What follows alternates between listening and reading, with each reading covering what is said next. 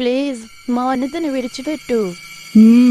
విడిచిపెట్టాలి అంటే ఈ వీడియో చూస్తున్న మీ ప్రేక్షకులందరినీ లైక్ కొట్టి ఈ ఛానల్ ని సబ్స్క్రైబ్ చేయమని చెప్పు.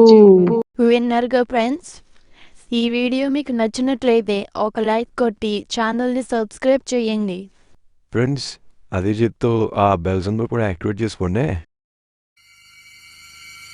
ఆ ప్రేతాత్మ చేసిన హెచ్చరికతో కంగారు పడతారు అందరూ. స్వామి, మా ఇంత వద్దు అని చెప్పినా మేమే అనవసరంగా తన్ని ఆ మాల్లోకి తీసుకువెళ్ళాం. అది ఇంత సమస్యకు కారణం అవుతుందని ఊహించలేదు. ఇప్పుడు తన ప్రాణం మీద తీసుకొచ్చాం. మీరే మాకు మార్గం చూపించాలి. తనను రక్షించడానికి మా ప్రాణాలైనా అడ్డేస్తాం.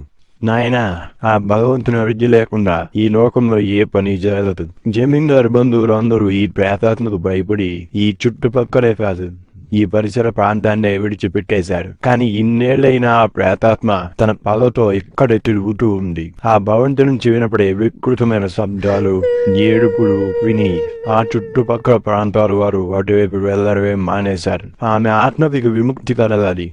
బహుశా అది మీ స్నేహితురాలు ద్వారా జరగాలి అని రాసి పెట్టి ఉందేమో. అందుకే మీరు వెతుక్కుంటూ ఇక్కడికి వచ్చి ఉంటారు. ఆమె ఆత్మకు మా వల్ల విముక్తి కలుగుతుందా?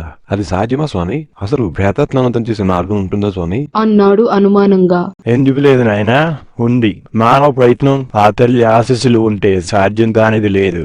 ఎంతటి దుష్టశక్తి అయినా తావంచద తప్పదు. ఆ రాణిని ప్రేతాత్మగా మార్చే సమయంలో ప్రకృతి నియమాలకు విరుద్ధంగా ఆమె తన శరీరాన్ని వదిలింది. ఆమె మరణం తర్వాత ఆమె శరీరాన్ని కాల్చి వెన్నెముకను వేరు చేసి ఆ వెన్నెముకకు ప్రత్యేక పూజలు చేసి ఆ మాంత్రికుడు తనని ప్రేతాత్మగా మార్చాడు. కానీ ఆ ప్రేతాత్మ తనకి ఎదురు తిరిగి చంపబోయే సమయంలో తనని ఆ మహల్ బయటికి రాకుండా బందీ చేశాడు. కానీ అతను కూడా తీవ్రంగా గాయపడ్డాడు. అతను చనిపోయే సమయంలో ఆమె ఎప్పుడైనా తిరిగి వచ్చి తన వారిపై పగ తీర్చుకుంటుందని భయపడి తన శిష్యుకి ఆ ప్రేతాత్మని ఎలా అంతమొందించాలో వివరించాడు. వారి ద్వారా నా పూర్వీకులకు, వారి ద్వారా నాకు ఆ విధానం తెలిసింది. స్వామి, మరి ఇప్పటి వరకు తన్ని ఎందుకు అంతం చేయలేదు? ఇప్పటి వరకు ఆ ప్రేతాత్మకు సంబంధించిన కథను వినడమే తప్ప తన బారిన పడిన వారు ఎవరూ లేకపోవడంతో దాన్ని అంతం చేయవలసిన అవకాశం ఎవరికి రాలేదు. కానీ ఇన్నాళ్ళకు సమస్యను ఎత్తుక్కుంటూ మీరు వచ్చారు. ఇప్పుడు ఆ ప్రక్రియను పూర్తి చేయడానికి తంత్ర విద్యలు తెలిసిన ఒక తాంత్రికుని సహాయం నాకు కావాలి. అలాంటి వ్యక్తి ఒకటి ఉన్నాడు. తన పేరు రుద్ర. తనను తీసుకురమ్మని నా అనుచరుని పంపించాను. కానీ ఇప్పుడు వచ్చే సమస్య మనకు ఎక్కువ సమయం లేకపోవడం.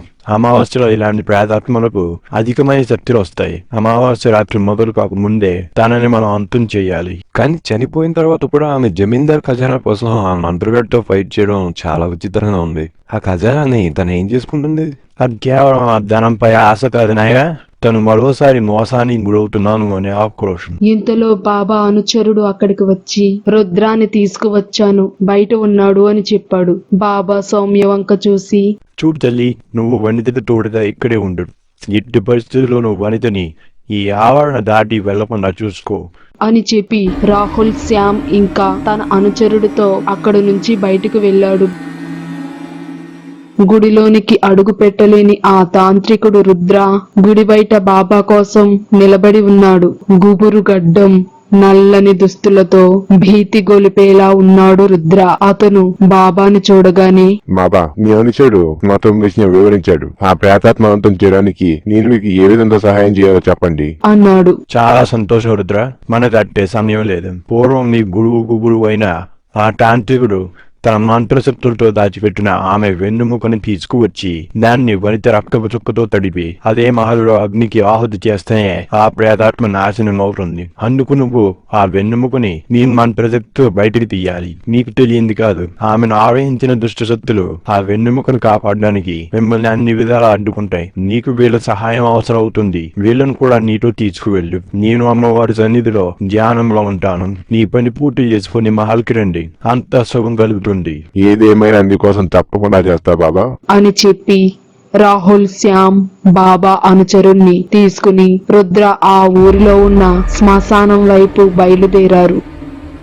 మీరు బాబా మాట విని మాకు సాయం చేయడానికి ముందుకు వచ్చినందుకు చాలా సంతోషంగా ఉంది. నేను ఇప్పుడు జీవించి ఉన్నాను అంటే అది ఆ బాబా దయ. ఒకప్పుడు నేను డబ్బు కోసం నా విద్యను తప్పుడు పనులకు వాడాను. అందుకే ఈ ఊరి ప్రజలందరూ నన్ను నా కుటుంబాన్ని చంపబోయారు. ఇక చావు తప్పదు అనే సమయంలో ఆ బాబా అడ్డుపడి నేను మారడానికి మరొక అవకాశం ఇచ్చారు. అందుకే అతను నా జీవనదాత. అప్పటి నుంచి నేను నా విద్యను మంచి పనులకే వాడుతున్నాను. ఇలా నేను ఆయన రుణం తీర్చుకునేందుకు ప్రయత్నం చేస్తున్నా. సరే, చీకటి పడుతుంది.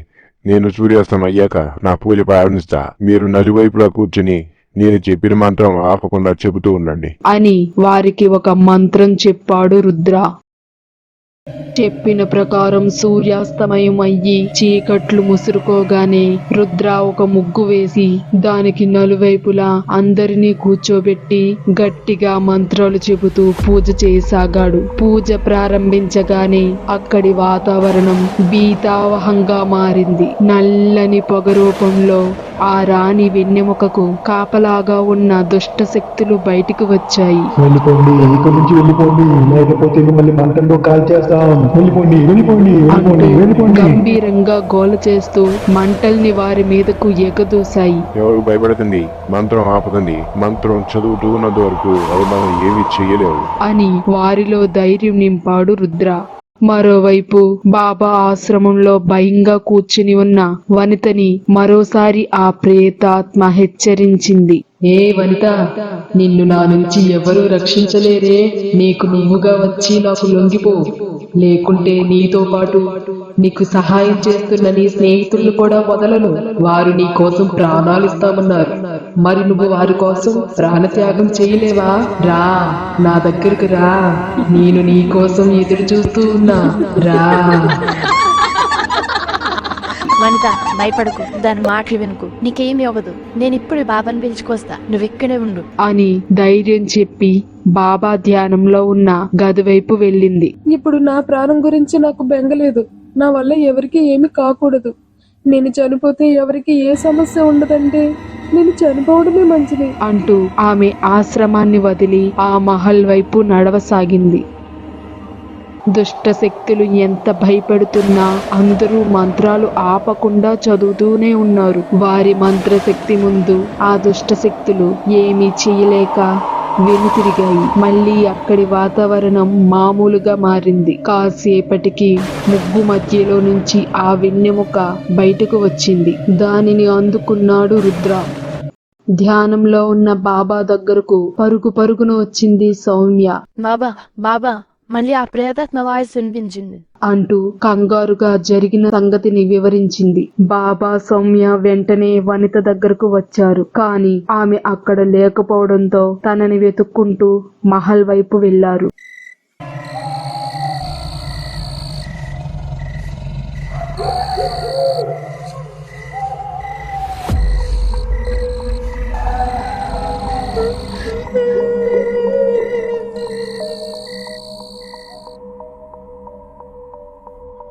వనిత, ఒక్క అడుగు దూరంలో వనితని ఆ మహల్లోనికి పోకుండా ఆపాడు బాబా.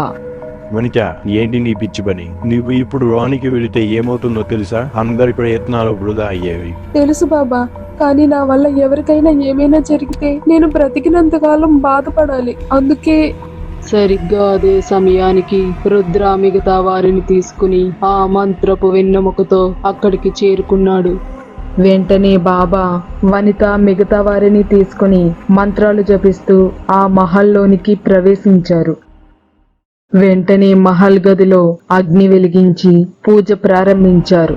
అది చూసి ప్రేతాత్మ కోపంతో ఊగిపోయింది. గట్టి గట్టిగా అరుస్తూ అక్కడ భయంకర వాతావరణం సృష్టించింది.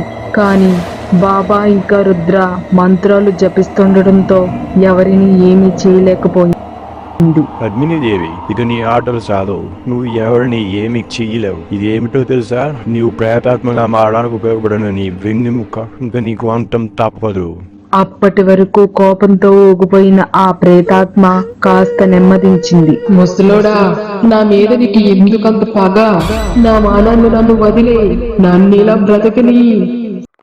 రాణి పద్మిదేవి, నువ్వు బ్రతుకుతున్నావా? నువ్వు చనిపోయి చాలా కాలం అయిందని మర్చిపోయావా? నువ్వు ప్రేతాత్మగా తిరుగుతున్నావని మర్చిపోయావా? నీకు మిగిలింది కేవలం పగ మాత్రమే. నేను నీ గురించి విన్న కథలో నీకు స్నేహితులు ఇతులు ఎవరూ లేరు. వీళ్ళని చూడు, ఒకరి కోసం ఒకరు ప్రాణాలు ఇచ్చే స్నేహితులు వీళ్ళు. ఇలాంటి ఒక్క స్నేహితుడున్నా నీకు ఈ గతి పట్టేది కాదు. నీకు ఉన్నదల్లా నీ ఐశ్వర్యం చూసుకొని అహంకారం, నీ అందాన్ని చూసుకొని గర్వం, వాటితోనే నీకు తెలియకుండానే నీ చుట్టూ శత్రువుని సృష్టించుకున్నావు. ఈ ఐశ్వర్యం, అందం శాశ్వతం కాదు. ఈ మహల్ ఇప్పుడు ఎలా ఉంది, ఒకప్పుడు ఎలా ఉండేది గుర్తు తెచ్చుకో. నిన్ను నువ్వు చూసుకో. అప్పుడు ఎలా ఉండేదారు, ఇప్పుడు ఎలా ఉన్నావు? ప్రకృతి విరుద్ధంగా నీ శరీరాన్ని వదిలి ఏళ్ల తరబడి ఇదే భవంతిలో ఒంటరిగా ప్రేతాత్మవై రోధిస్తున్నావు. ఇకనైనా పగను వదిలి నీ ఆత్మకు శాంతి కాదని నీకు నేను విముక్తి కలిగిస్తా.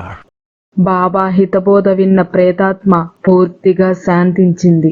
ఒక్కసారిగా తను రాణి పద్మినీదేవిగా మారిపోయింది. బాబా ఎదురుగా ఉన్న ముగ్గులో కూర్చుని బాబాకి నమస్కారం చేసింది. స్వామి, మీ మాటలతో నాకు కనువిప్పు కలిగించారు. నన్ను ఈ రోదన నుంచి విముక్తి కలిగించండి అని ప్రాధేయపడింది. వనిత ఇంకా ఆమె స్నేహితుల వైపు చూసి, మిమ్మల్ని బాధ పెట్టినందుకు నన్ను క్షమించండి. వనిత వైపు చూసి బాబా తన దగ్గర ఉన్న ఆ మంత్రపు వెన్నెముకపై ఆమె రక్తపు చుక్కని వేయించాడు. దాన్ని పూజ మధ్యలో వెలుగుతున్న అగ్నిలో వెయ్యగానే నెమ్మదిగా రాణి పద్మినీదేవి రూపంలో ఉన్న ఆ ఆత్మ గాలిలో కలిసిపోయింది. వనిత, ఆమె స్నేహితులు బాబా ఇంకా రుద్రాకి ధన్యవాదాలు తెలుపుకున్నారు. స్వామి, ఒక్క రోజులో నా జీవితంలో ఎన్నో ఊహించినవి జరిగాయి. కలలో కూడా నమ్మలేని విషయాలు నమ్మవలసి వచ్చింది. చెడును చూశాను, అలాగే మంచిని కూడా చూశాను. సాటి మనిషి ఆపదలో ఉంటే అడగకుండానే సహాయం చేసిన మీలాంటి మంచి మనుషులను చూశాను. మిమ్మల్ని, మీరు చేసిన మేలుని ఎప్పటికీ మరువలేను అంది చేతులు జోడిస్తూ. తల్లి, అహంకారం, అసూయ, క్రోధం ఇవన్నీ మనిషి పతనానికి కారణం. వాటిని ఎప్పుడూ మీ దరి చేయనీయకండి. ఒకరి కోసం ఒకరు ప్రాణాలు ఇచ్చుకునే మీ స్నేహబంధాన్ని చూస్తే ముచ్చటేస్తుంది. దాన్ని జాగ్రత్తగా కాపాడుకోండి. ఆ తల్లి మిమ్మల్ని సదా కాపాడుతుంది.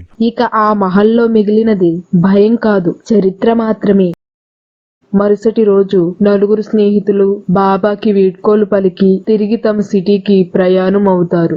రే, ఇంకా ఇదంతా నాకు ఒక కలలానే ఉంది. ఈ సమయంలో మీరు గాని నా తోడుగా లేకుంటే నేను ఏమయ్యేదాన్నో తలుచుకుంటేనే భయంగా ఉంది. మీ రుణం ఎప్పటికీ తీర్చుకోలేను. ఆ రుణాలు, హోమ్ లోన్లు, ఇన్స్టాల్మెంట్లు మాకొద్దు గాని ఇంటికెళ్ళగానే మంచి పార్టీ వచ్చాలు. హే గైస్, ఇప్పుడే గూగుల్లో చూసా, ఇక్కడ దగ్గరలోనే ఇంకో పురాతన మహల్ ఉందంట. వెళ్ళి చూద్దామా? వెళ్దాందని. వనిత, కొంపతీసి అక్కడ మీ చుట్టాలు ఎవరు లేరు కదా? రే, నిన్ను